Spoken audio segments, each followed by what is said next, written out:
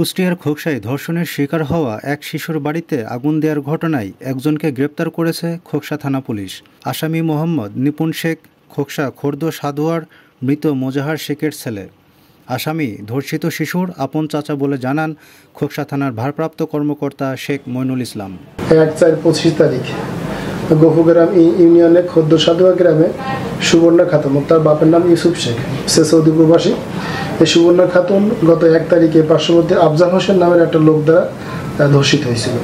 এই সংক্রান্তে তারা থানা মামলা দিচ্ছে এবং আফজাল হোসেনকে আমরা গ্রেপ্তার করে বিজ্ঞ আদালতে প্রেরণ করছিলাম।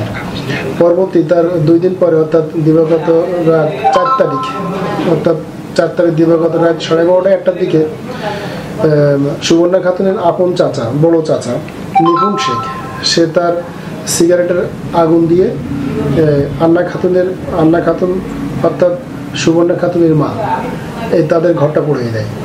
আমি জিজ্ঞাসা করলাম, জিজ্ঞাসাবাদে যে সে স্বীকার করে যে হ্যাঁ, আমি আমার সিগারেটের আগুন দিয়ে আমি ঘরটা পোড়াইছি। কারণ আন্না খাতুন অর্থাৎ ভিকটিমের মা, সে সন্ধ্যার পরে বিভিন্ন জায়গায় বিভিন্ন লোকজনের বাড়িতে গল্প করতে যেত।